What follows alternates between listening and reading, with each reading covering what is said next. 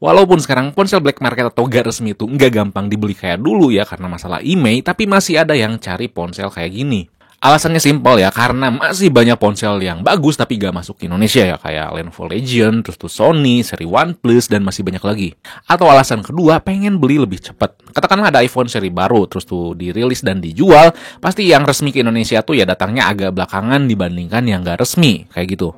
Tapi sebelum kalian tuh memutuskan buat beli ponsel yang nggak resmi ini, ada dua hal yang harus kalian perhatikan sebelum menyesal.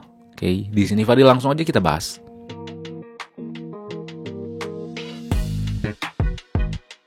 Yang pertama tentu masalah IMEI. Kalau ada toko online ngejual produk yang nggak resmi di Indonesia, biasanya ada dua jenis kondisi IMEI yang ditawarkan. Pertama sih, ponsel tuh udah dibayar pajak ya, jadi IMEI-nya tuh aman. Sehingga ya sinyal tuh aman lah selamanya. Kedua adalah yang bilang IMEI itu garansi sekian bulan. Banyak yang nulis kalau barang yang dibeli itu punya garansi IMEI setahun, 6 bulan, atau lainnya. Nah, varian kedua ini toko tuh nggak bisa bilang aman selamanya. Nah, berbagai toko yang ngasih IMEI garansi berjangka waktu tertentu itu hanya ngeinjek IMEI aja, nggak resmi. Itu tuh sementara ya. Dimana setelah waktu habis, SIM tuh nggak akan bisa baca sinyal lagi. Alhasil kita tuh harus ngeinjek lagi, bayar lagi, dan seterusnya. Tapi nggak pasti apakah bisa dilakukan selamanya atau enggak. Kalau IMEI keblokir, emang kita masih bisa internetan lewat wifi, tapi ya nggak bisa pakai SIM card. Jadi kalian harus benar-benar memperhatikan masalah IMEI ya, karena ada yang bilang tuh banyak ya, si IMEI cuman bergaransi 1 tahun atau beberapa bulan gitu. Hati-hati. Yang kedua, masalah kerusakan. Kalau terjadi kerusakan, kita bisa gampang mengatasinya. Kalau ponsel tersebut tuh ada varian resminya, tapi hanya dalam beberapa kasus. Katakanlah iPhone yang nggak resmi, spare part tuh bakal sama aja, atau kalau ada masalah tuh ya bakal teratasi dengan mudah. Misalkan Apple tuh baru merilis iPhone terbaru ya, pasti di luar negeri lebih cepat dijual ke publik dibandingkan ke Indonesia. Dan ada aja seller di Indonesia yang bawa sendiri ke Indonesia buat ngejar waktu dibandingkan versi resmi yang meluncur pasti agak telat. Nah, kalau kasus iPhone gini ada kerusakan layar, baterai, software, atau lainnya tuh gampang. Karena versi iPhone itu sama aja kayak iPhone yang resmi yang nanti bakal datang ke Indonesia secara resmi. Tapi kasusnya untuk Android agak ribet. Kalau Android itu terlepas ponsel nanti ada varian resmi atau enggak ya ke Indonesia, rata-rata tuh beda jenisnya di setiap negara. Misalkan ada ponsel seri tertentu ya, dan dijualnya tuh versi China. Kalian belilah. Nah, enggak dikit yang enggak bisa diinstal ROM global, yang hasilnya kita cuman bisa nikmatin ROM Cina aja, yang banyak aplikasi Cina yang enggak bisa dihapus, dan malah terkadang ada yang enggak bisa diinstal Google Play Service. Spare partnya pun terkadang ada beberapa yang beda sama varian global atau varian yang nanti bakal masuk ke Indonesia. Contohnya beberapa minggu lalu ada klien ya bawa Samsung S10 5G khusus Korea yang pengen diganti backdoornya karena pecah.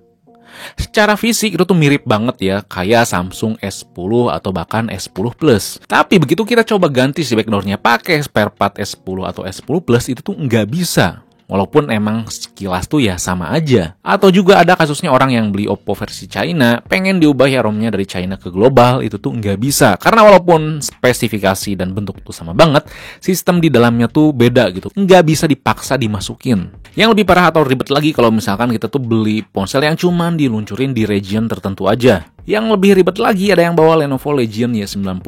Itu cuma diluncurin di China aja. Klien saya ngupdate si ROM-nya versi terbaru lewat OTA ya, pakai WiFi, tapi ternyata gagal di tengah jalan.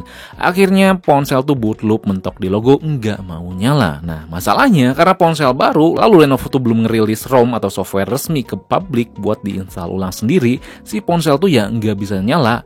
Nekat beli ROM berbayar di situs luar sana yang nggak pasti kualitasnya dengan harga $10, diinstal ulang emang sukses tapi tetap nggak mau nyala. Jadi mau nggak mau klien saya tuh cuman bisa ngirim ponsel tersebut ke penjual pertama dan pasti ya dikirim ke China. Atau harus nunggu Lenovo ngerilis ROM resminya dirilis ke publik, tapi ya nggak pasti kapan. Jadi buat beli ponsel Android yang nggak resmi, kerusakan software atau hardware tuh emang jauh lebih kompleks dibandingkan iPhone yang nggak resmi. Kecuali Xiaomi, hampir mirip-mirip dengan iPhone.